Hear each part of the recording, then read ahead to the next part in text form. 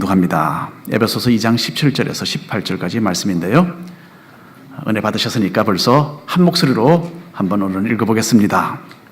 또 오셔서 먼데 있는 너희에게 평안을 전하시고 가까운 데 있는 자들에게 평안을 전하셨으니 이는 그로 말미암아 우리 둘이 한 성령 안에서 아버지께 나아감을 얻게 하려 하심이라. 아멘. 일주일 전에는 미국 버지니아 주에 있는 샬롯스빌이라는 작은 도시에서 폭력 사태가 발생했습니다. 그래서 큰 어려움이 있었는데요. 얼마 전에 이 버지니아 주는요, 과거 이 남북 전쟁에서 패배했던 그 남군의 그 기념물들을 다 철거하겠다라는 그런 법안을 통과시켰습니다. 그 이유는 150년 전 남북 전쟁에서 노예 제도를 주당했던 그 남군의 기념물들이 이제는 백인 우월주의의 그 상징물이 되고 있다라는 그런 의견 때문에 그렇게 한 것입니다. 그런데 이미 미국의 문화재로 지정된 중요한 기념물까지라도 남군에 관련된 것이라고 해서 다 제거한다니까 이 민주당 측 그 내부에서도 이 결정에 대해서 비난이 나오기도 했습니다. 특별히 지난 4월에 샬롯스빌에 세워져 있는 로버트 리 장군의 동상이 철거 대상이라는 것이 알려지자 주민들이 반대를 하고 일어났습니다. 주민들은 미국 문화재에 관련된 연방법을 내세워서 반대 소송을 걸었고요. 법원은 6개월 동안 철거 금지 명령을 내리게 되었습니다. 미국에서 가장 위대한 장군을 꼽으라고 한다면 빠질 수 없는 인물이 바로 로버트 리 장군이라고 합니다. 자기의 고향을 버지니아 자기의 고향을 저버릴 수가 없어서 남군의 그 총사령관으로 전쟁을 지휘하기는 했지만은 로버트 리는 노예 제도에 반대했던 사람입니다. 그리고 인종차별자도 아니었고요. 또 전쟁을 좋아한 사람도 아니었습니다. 오히려 뛰어난 인품과 또 탁월한 능력의 소유자였기 때문에 남북전쟁 이후에는 미국 북부와 남부 모두 사람들에게 존경을 받았던 그런 인물이었습니다. 자, 그래서 자기 지방에서 난 위인이고 그리고 많은 미국 사람들이 존경하는 이 장군의 동상을 제거한다라는 이 법안에 대해서 주민들이 반대 시위를 하게 된 것입니다. 자, 그런데 이런 혼란을 틈타서 5월 달에는 정말로 백인 우월주의를 부르짖는 과격파 단체들이 외부에서 몰려와서 여기에 가담을 하게 됩니다. 과거 나치 독일의 그 히틀러처럼 유대인들과 또 기타 민족에 대해서 인종차별의 발언을 서슴지 않는 그런 단체들입니다. 또 자기들의 목적을 이루기 위해서는 폭력도 사용할 그 만반의 준비가 되어 있던 그런 사람들이죠. 자, 사실 이런 사람들이 인격적으로 존경받던 로버트 리 장군을 영웅시하고 나서게 된 것은 사실 앞뒤가 맞지 않는 일입니다. 자, 한편 이 동상 제거 작업에 찬성하던 주민들이 있었어요. 이 사람들도 맞서서 이제 찬성 시위를 또 벌였습니다. 과거 노예 제도를 고집했던 남부군의 그 상징물들은 더 이상 일반 사람들의 눈앞에 둘 수는 없다라고 하면서 제거되어야 한다라고 주장을 했습니다. 그리고 이 사람들은 또 외부에서 또 사람들이 또 도와줬죠. 그래서 외부에서 많은 그 진보 측 과격파 단체들이 또 몰려와서 여기에 또 합류를 합니다.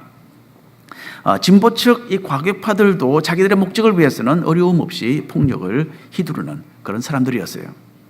자, 사건 당일이었던 8월 12일 토요일에는 백인 우월주의 과격파 단체들이 총을 소지하고 또 방망이 또 방패 뭐 이렇게 무장을 해서 시위를 했습니다.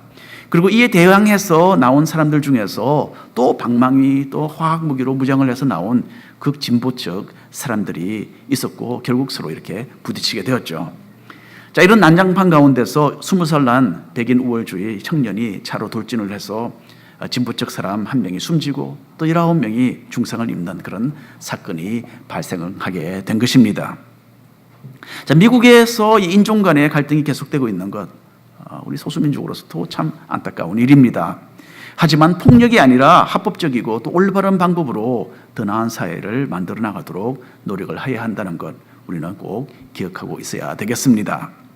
자, 무기를 들고 시비를 하고 또 난장판을 만들고 사람이 죽고 다치는 그런 사태까지 빚어지는 것을 보면서 이 땅에는 진정한 평화가 없다라는 것을 새롭게 느끼게 되었습니다. 샬롯스빌에서 이 벌어졌던 그 무질서와 또 미움과 또 비난의 말과 폭력은 인간의 더 깊은 그 영적인 문제에서 비롯되었습니다. 하나님과의 그 평화를 상실한 인간 세상에 찾아온 죄의 결과죠. 영원한 하나님의 나라가 세워지기 전까지는 우리 모두는 이런 죄의 결과들과 함께 씨름을 해야만 하는 것입니다.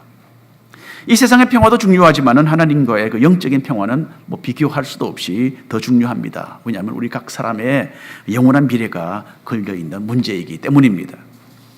하나님은 자신과 인간의 그 관계를 회복시키셔서 다시 한번 이 평화의 관계가 가능하도록 그렇게 길을 열어주셨습니다. 이 예수님의 십자가가 이루어놓은 기적이죠. 오늘 말씀을 통해서 주님께서 우리의 평화가 되셔서 이루신 그 일들과 또 그 결과를 대해서 깊이 느껴보고 우리의 신앙을 다시 한번 점검하는 그런 기회로 삼았으면 합니다. 먼저 오늘 말씀 가운데 우리의 과거의 우리의 모습이 나와 있습니다. 사도 바울이 2000년 전에 지금의 터키에 있는 그 에베소라 하는 도시에 보낸 편지를 우리는 지금 읽어 내려가고 있습니다. 이 도시에는 사도 바울이 복음을 전하고 사역을 해서 세운 교회가 있었어요. 그래서 불신자들로부터 오는 그 많은 핍박을 무릅쓰고 참으로 든든한 그런 교회로 성장한 에베소 교인들은 자신들의 그 과거의 모습에 대해서 잊지 말아야 했습니다. 에베소서 2장 11절 말씀 한 목소리로 읽어보겠습니다. 그러므로 생각하라. 너희는 그때의 육체로는 이방인이요 손으로 할례를 행한 할례를 받은 무리라 칭하는 자들로부터 할례를 받지 않은 무리라 칭함을 받는 자들이라. 자, 이제 사도 바울은 다시 한번 에베소 사람들에게 과거 너희들의 모습을 한번 기억해 보라라고 말을 합니다. 과거에 얼마나 까마득하게 소망이 없었던 사람인지를 이해하면 할수록 구원의 그 손길을 펼쳐주신 하나님의 그 은혜를 더 깊이 느낄 수 있기 때문에 그렇습니다. 여기서 바울은 에베소 교회의 성도들이 예수님을 믿기 이전에는 하나님과는 아무런 관계가 없는 이방인들이었다라는 점을 지적하고 있습니다. 이방인이라고 하는 말은요, 이스라엘 사람들이 다른 민족 사람들을 두고 하는 말입니다. 하나님의 특별한 사랑을 받는 자기들과는 달리 버림받은 사람들이다라는 의미죠. 그래서 오늘 이 자리에서 예배를 드리는 분들을 가만히 보니까 여기에는 유대인이 한 사람도 없는 것 같아요. 우리도 모두 이방인들이고 물론 지금은 예수님을 믿는 사람들이 되었습니다. 그래서 에베소 사람들처럼 우리도 똑같은 그런 상황에 처해 있었다는 것 기억해야 할 것입니다. 육신적으로 볼 때 유대인과 이방인의 차이는 이 할례라는 것이었어요. 유대인들은 아들이 태어나면 태어난 지 8일 만에 이 할례 예식을 행했습니다. 영어로는 circumcision이라고 하는데요. 이 할례는 주변을 둘레를 잘라낸다라는 뜻입니다. 요즘으로 말하면 포경 수술이죠. 그 당시 이방인들은 할례를 받지 않았을 뿐만 아니라 또한 그에 따르는 영적인 혜택에서도 제외되었던 것입니다. 12절 말씀을 한 줄씩 나누어서 읽어보겠습니다. 그때에 너희는 그리스도 밖에 있었고 이스라엘 나라 밖의 사람이라.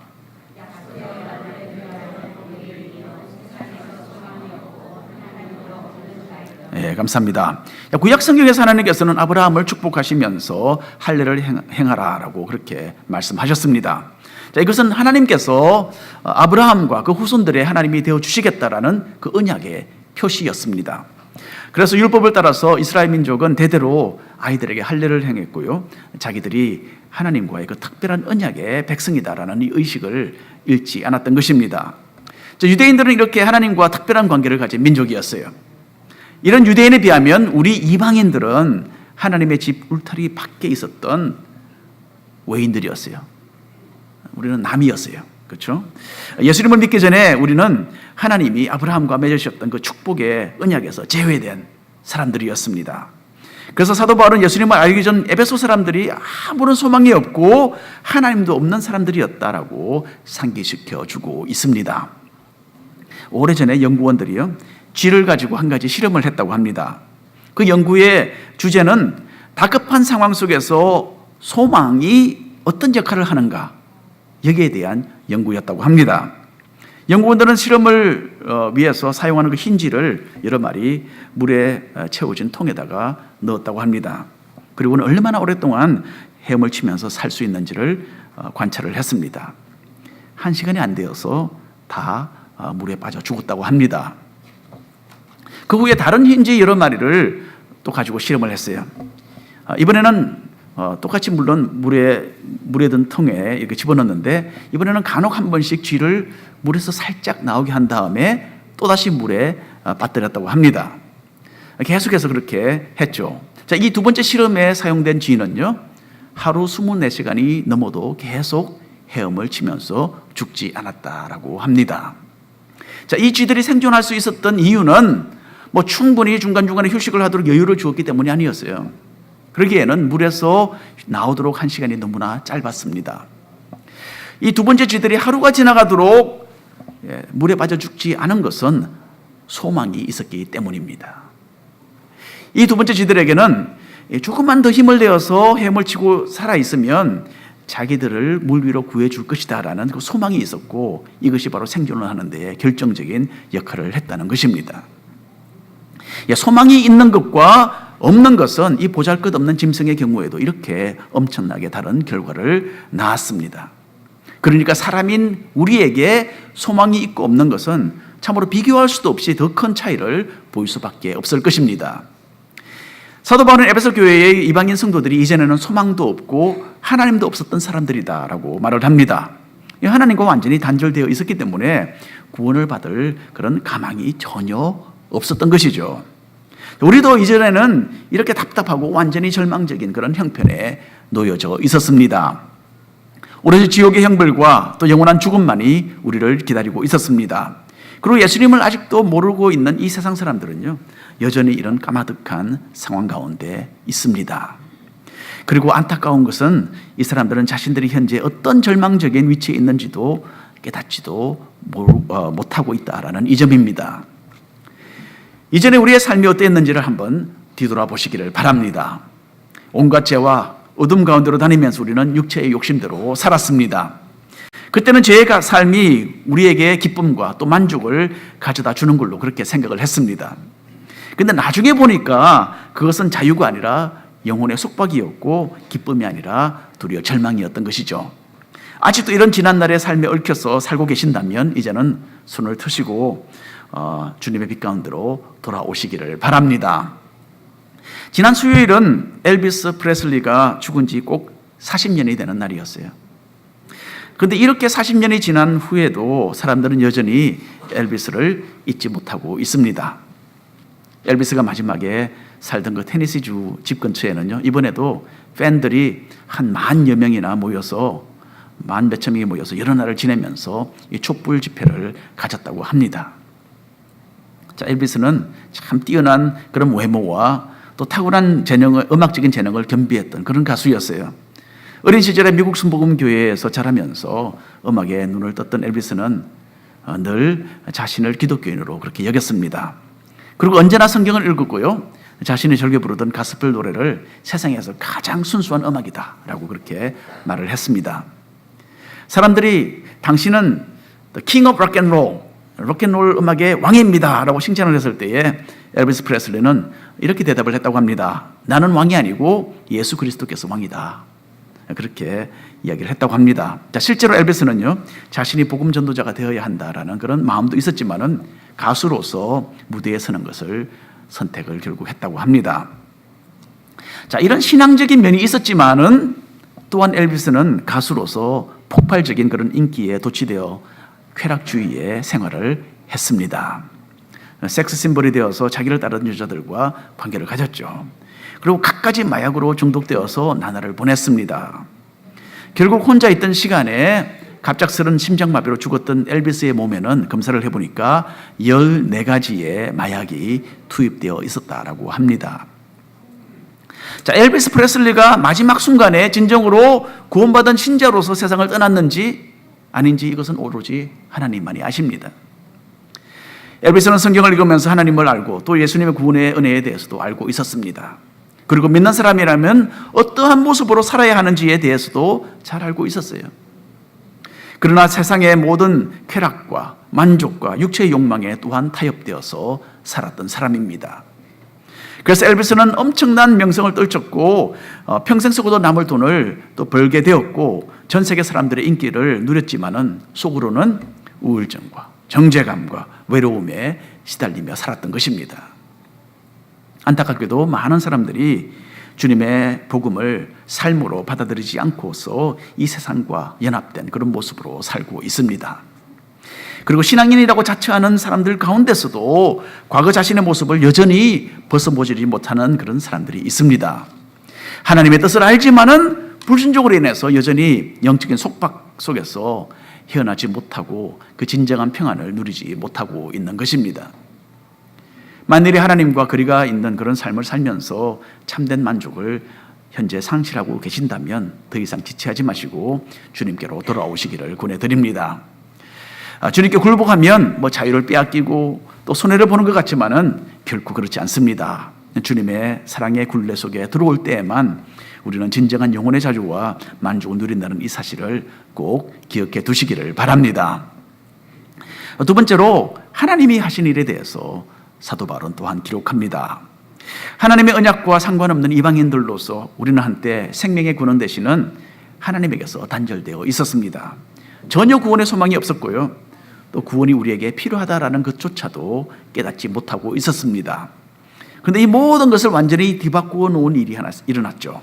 예수님께서 오셔서 하나님과 우리 이방인의 사이를 다시 연결시켜 주신 것입니다.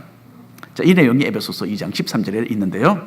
여러분 너무 조용하시니까 한 목소리로 읽어보겠습니다. 이제는 전에 멀리 있던 너희가 그리스도 예수 안에서 그리스도의 피로 가까워졌느니라. 자, 온 세상을 만드신 예수님은 십자가에서 참으로 상상할 수도 없이 고귀한 피를 흘려주심으로써 하나님과 우리 죄인들의 그 관계를 다시 회복시켜 주셨습니다. 피를 흘린다라는 것은요, 언약을 세운다는 뜻입니다. 예수님은 자신의 피를 흘리심으로써 언약을 세우셨어요. 히브리 말로 언약이라는 말은 자른다, 또 가른다라는 뜻이 있습니다. 옛날 히브리 사람들은 가축을 죽여서 잘라놓고서는 그 가운데로 지나가면서 서로 간에 언약을 세우는 그런 풍습이 있었다고 합니다. 아브라함도 이런 예식을 통해서 자기 자손 이스라엘 백성을 향한 하나님의 축복의 언약을 받게 되었습니다. 근데 예수님께서 오셔서 자신의 생명을 내어주시면서 유대인이나 이방인의 그 분별이 없이 모든 인류와 이제 새로운 언약을 세우게 되셨습니다. 마태복음 26장 28절에 이 내용이 정확하게 나옵니다. 이것은 죄사함을 얻게 하려고 많은 사람을 위하여 흘리는 바 나의 피 곧 언약의 피니라. 예수님께서 십자가를 지시기 그 전날 밤에 제자들과 함께 나누셨던 그 식사 중에 남기신 말씀입니다. 식사 도중에 성찬 예식을 거행하셨죠. 그리고는 주님은 포도주잔을 제자들에게 돌리셨습니다. 그리고 그 포도주는 세상 사람들을 그 죄를 위해서 흘리는 자신의 언약의 피를 상징하는 것이다 라고 그렇게 말씀을 하셨어요. 따라서 이전에는 유대인들만 누리던 이 하나님과의 그 특별한 관계가 이제는 예수님의 언약의 피를 통해서 우리 이방인들에게도 활짝 그 언약의 문이 열려지게 된 것입니다. 그래서 에베소서 2장 14절과 15절 말씀 한 절씩 나누어서 읽겠습니다. 그는 우리의 화평이신지라 둘로 하나를 만드사 원수된 것 곧 중간에 막힌 담을 자기 육체로 허시고.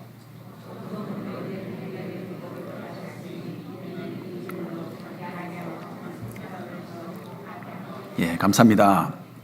사도 바울 당시에 예루살렘에 세워져 있던 그 성전이 있었는데요. 이 예루살렘 성전은 유대인들은 물론이고 또 많은 이방인들도 가서 방문을 하고 쳐다보는 그런 중요한 장소였습니다. 자, 그 성전 건물 자체는요, 레위 지파 제사장들만 출입할 수 있었습니다. 일반인들은 성전 뜰에서 마당에서 서서 그렇게 성전을 바라보면서 그렇게 하나님께 제사를 드렸습니다. 이 성전을 둘러싸고 있던 이 넓은 광장과 같은 이 뜰, 성전 마당은 이 안쪽 마당 그리고 바깥 뜰 이렇게 두 부분으로 나누어져 있었습니다. 이 두 마당은요, 그 사이에 한 3, 4피터 정도 되는 높이의 담으로 분리가 되어 있었는데요. 이 담을 중심으로 바깥 마당은 이방인들이 서 있는 곳이고 그 내부 안쪽 마당은 유대인들이 더 가까이 접근할 수 있어서 하나님 그 성전에서 더 가까이 예배를 드렸던 그런 지역이었습니다. 자, 이 중간 담의 그 군데군데에는 입구가 있었어요. 틈이 있었어요. 그래서 거기에는 히브리어와 헬라어와 라틴어의 세 가지 언어로 참으로 엄중한 경고가 붙여져 있었습니다. 만일에 이방인이 이 담을, 이 경계를 넘어서 이 안쪽 마당으로 들어오게 되면 죽임을 당할 것이다 라는 그런 내용이었어요. 여러분, 이방인들은 하나님의 백성인 유대인들의 무리에 속할 수가 없었습니다. 그리고 확실하게 분리되어 있어서 따로 서 있어야만, 멀찍이 서 있어야만 했습니다. 이방인의 뜰에서 멀찍이 성전을 바라보면서 예배하는 것만이 이방인에게는 허용이 된 것입니다. 그런데 하나님께서는 예수님을 통해서 전혀 새로운 일을 이루셨어요. 이방인과 유대인 사이를 분리시켰던 이 중간담은 이제는 예수님의 십자가의 고난을 받으신 그 예수님의 육체가 망가진 것처럼 영적으로 그것도 이제 무너져 버렸다. 그렇게 사도 바울은 선언을 하고 있는 것입니다. 이제는 유대인들은 이방인들을 개처럼 여기면서 멀리했습니다. 전혀 상종을 하지 않았어요. 이방인들은 또 선민의식에 가득 차서 자기들을 멸시하던 이 교만한 유대인들을 미워했습니다. 그런데 이렇게 서로 원수처럼 대립되었던 인간관계를 하나님께서는 이 십자가를 통해서 끝장내신 것입니다. 자, 이제는 예수님 안에서 이방인과 또 유대인 이 두 그룹이 아니라 그리스도인이라는 이 새로운 무리를, 새로운 몸을 하나 이루게 된 것입니다. 그래서 이제는 유대인이나 이방인의 구분이 없이 모두가 하나의 새로운 교회 공동체를 이루어서 하나님을 예배하게 된 것입니다. 쉽게 말하자면요, 이 십자가가 되어 있는데 십자가는 이 수평적인 부분과 또 수직적인 부분이 있습니다. 주님은 우리의 평화가 되셔서 먼저 이 사람과 사람 사이에 있던 이 담을 허물어 주셨어요. 예수님을 믿는 사람들은 이제는 더 이상 인종으로 나누어져서는 안 되는 것입니다. 하나님께서 새로운 일을 이루셔서 평화를 선포하셨기 때문에 그렇습니다. 자, 이렇게 수평적인 평화와 함께 하나님께서는 또한 자신과 인간 사이의 수직적인 평화도 이루어 주셨습니다. 에베소서 2장 16절, 17절, 18절에 있는 말씀을 한 줄씩 나누어서 읽겠습니다. 또 십자가로 이 둘을 한 몸으로 하나님과 화목하게 하려 하심이라. 원수된 것을 십자가로 소멸하시고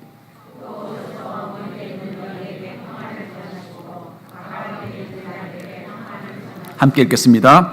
이는 그로 말미암아 우리들이 한 성령 안에서 아버지께 나아감을 얻게 하려 하심이라. 저희가 인도 선교사로 떠나기 전에 한 번은 던 리처슨이라는 선교사님의 강의를 들은 적이 있습니다.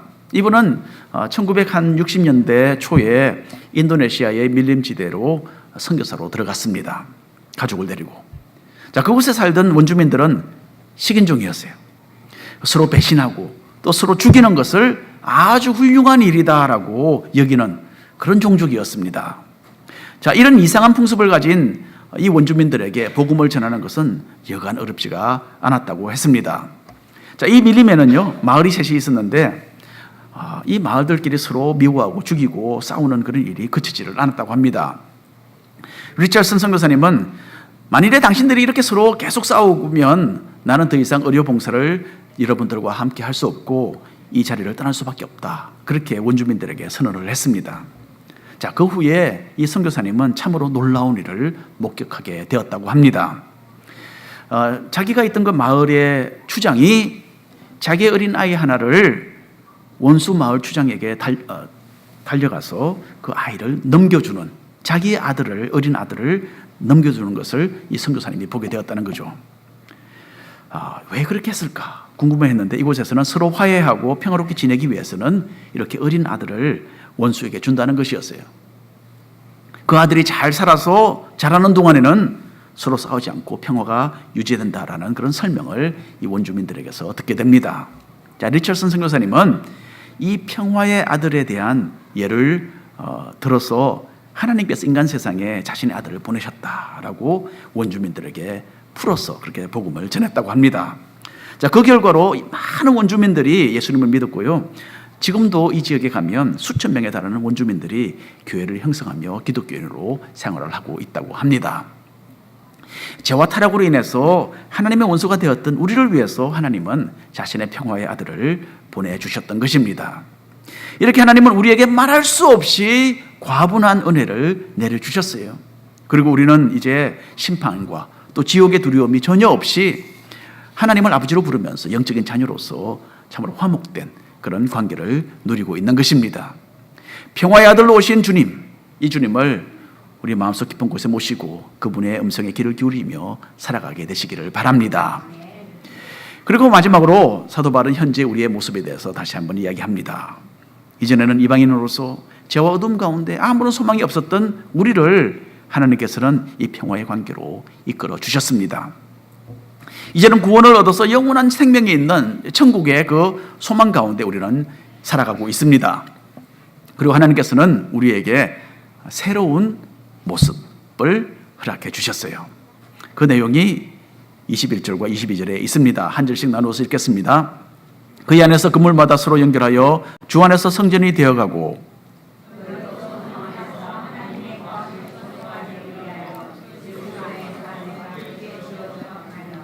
자, 우리는 교회를 이루어서 모두 서로 연결되어 하나님께서 거하시는 성전이 되어가고 있는 것입니다. 옛날 예루살렘에 있었던 그 가시적인 그런 성전 건물이 아니라 하나님의 영이 거하시는 영적인 건물이죠. 주님은 우리의 평화가 되셔서 서로 연결하여서 한 교회를 이루게 하셨습니다. 그리고 함께 서로 호흡을 맞추고 협력하여서 하나님께서 기쁘게 임재하실 수 있도록 그런 성전이 되도록 우리를 불러주신 것입니다. 남미에 있는 페루에 가면요, 천년 전에 잉카족이 세운 고대 유적지가 많이 남아있다고 합니다. 그 중에 거대한 돌을 많이 가져와서 만든 성이 하나 있는데 도대체 이것을 어떻게 만들었는지 아직도 정확하게 알 수가 없다고 합니다. 엄청나게 큰 돌들을 많이 옮겨와서 그 돌을 잘랐다고 합니다. 여러분, 돌을 어떻게 자르겠습니까? 요즘 뭐 기술이 없었던 그 옛날인데 그 돌을 잘라서 연결을 해서 벽돌처럼 쌓았는데 얼마나 그 정밀하게 작업을 했던지 그 돌과 돌 사이에 이 종이 한 장 들어갈 틈이 없을 정도로 그렇게 완벽하게 잘라서 서로 연결을 시켰다고 합니다. 또 돌의 크기와 모양도 다 달랐다고 합니다. 요즘처럼 뭐 다 벽돌처럼 똑같은 사이즈면 가능하겠죠. 근데 그 옛날에는 그 돌의 모양과 크기가 다 달랐다고 해요. 어떤 돌은 사각형이었고, 어떤 돌은 삼각형이었고, 어떤 돌은 또 칠각형이었다고 합니다. 그런데도 옆에 있는 다른 돌과 아주 정확하게 맞도록 돌을 기가 막히게 잘라서 서로 붙였다고 하는 거예요. 그래서 너무나 잘 붙여져 있었기 때문에 지난 1000년 동안 수차례의 그 대지진을 견뎌내고 지금도 여전히 건재하게 서 있다고 합니다. 자, 우리는 교회로서 하나님의 성전을 이루어가는 그런 과정 가운데 있습니다. 지금 다 완성된 것이 아니죠. 아직도 공사 작업에 있습니다. 그런데 우리는 다 똑같은 모양을 하고 있지 않습니다. 각자가 살아온 삶의 배경이 다르고 성격도 다르고 관심사도 다릅니다. 하지만 우리는 모두 이 교회의 일원으로서 하나님이 거하시는 그런 성전으로 서로 연결되어서 건축되어 가고 있는 것입니다. 옆 사람 것으로 빈틈이 없이 잘 맞추어져서 이 견고한 빌딩이 되기 위해서는 우리 모두가 조금씩 다듬어져야 합니다. 다듬어지지 않은 성격과 재능과 그런 관심사와 생각을 그대로 가지고서는 주님께서 원하시는 그런 교회를 우리가 이룰 수가 없는 것입니다. 다듬어지는 과정은 우리에게 반갑지가 않습니다. 왜냐하면요, 내 자신의 고집이 깎여져야 하고 나의 주장도 내려놓아야만 합니다. 이렇게 해서 교회의 다른 지체와 함께 연결되고 서로 힘이 되어줄 때에 우리는 어떠한 영적인 지진이 일어나도 견뎌낼 수 있는 그런 튼튼한 교회로서의 한 몫을 감당해낼 수가 있는 것입니다. 이제 곧 9월이 새롭게 시작되는데요, 목장의 일원으로서 여러분들 열심히 신앙생활을 하시기를 바랍니다. 믿음의 동지들을 많이 만나시고 함께 만나서 대화를 나누시고 또 서로 배우시고 또 기도하는 가운데서 내 자신의 모난 부분들이 조금씩 가루가 되어서 없어지게 될 것입니다. 자, 이렇게 믿음의 형제와 자매들과 긴밀하게 연결이 된다면 주님께서 우리에게 주신 그 새로운 모습과 일치하는 사람들로 변화될 것이라고 저는 믿습니다. 누구든지 이 변화는 쉽지 않습니다. 그러나 변화는 또한 발전의 기회입니다.